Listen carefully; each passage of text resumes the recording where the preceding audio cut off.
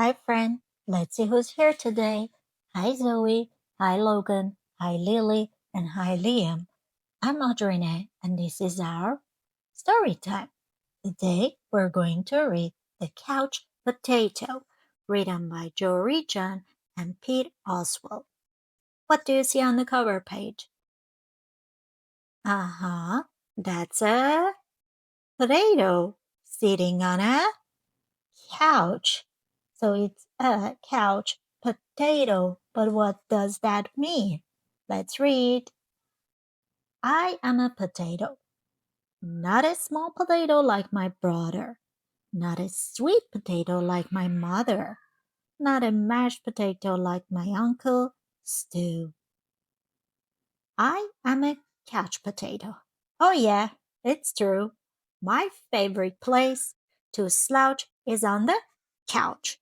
I spend all my free time sitting in this exact spot. Why would I ever leave this comfy, cozy couch? It's got everything a potato could need. See, I have this and this and this, one of these and those and this and that and these. Oh, and these. Check it out. This button activates a gadget that fetches me snacks wherever I want. Bam! Impressed? And I don't have to move an inch. Much easier than going to the kitchen. If the most important thing in life is to be comfortable at all times, then I think I've got it all figured out. But wait, there's more. I haven't revealed the absolute best part about my whole setup.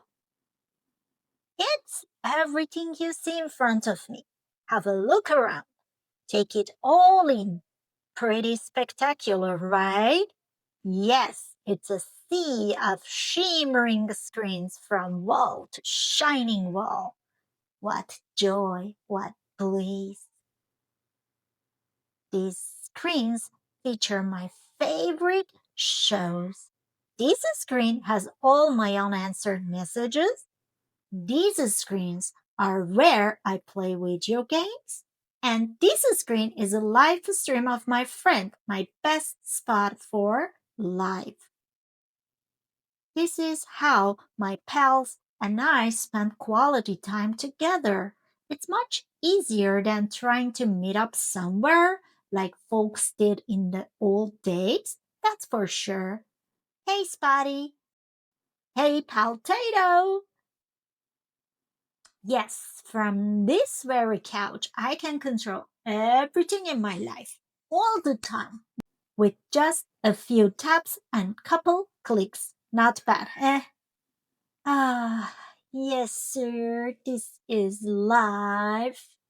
At least that's what I thought until the other day. Something strange happened. There was a knock at the door. It was a delivery. It was my newest device, a video camera that would allow me to watch myself react while I was watching all my favorite shows. All I had to do was plug it in and my room, nay, my kingdom, would be complete. But suddenly,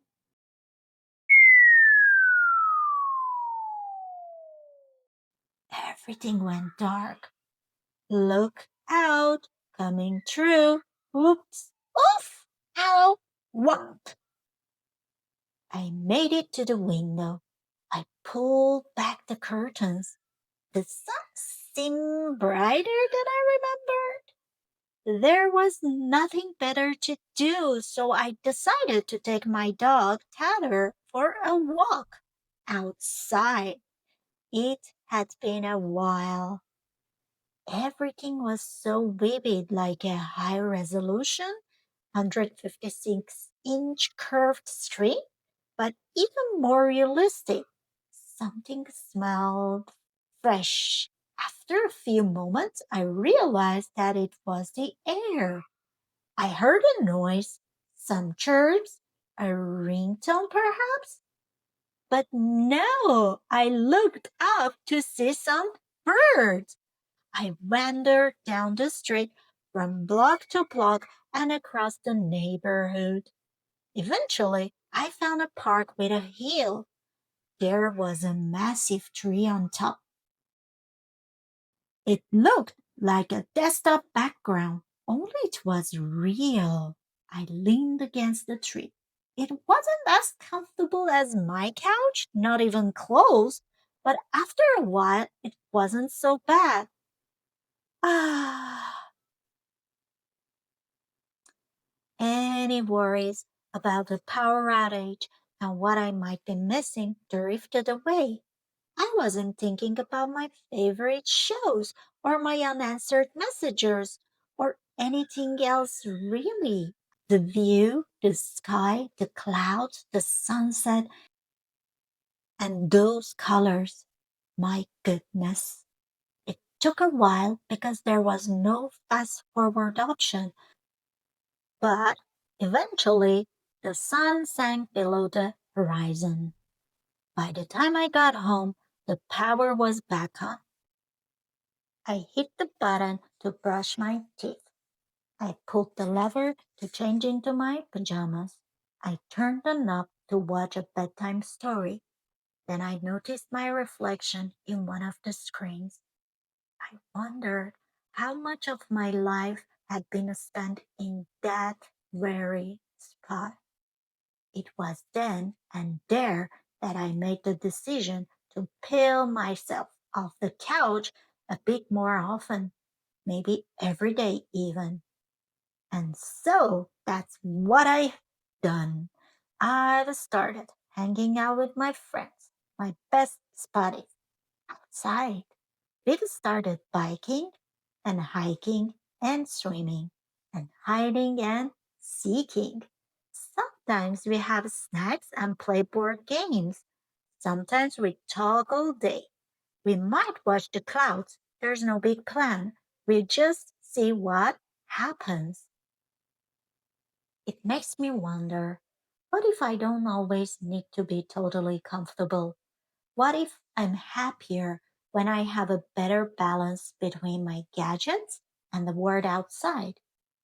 Because it turns out that I'm more than just a couch potato. I'm an amusing potato.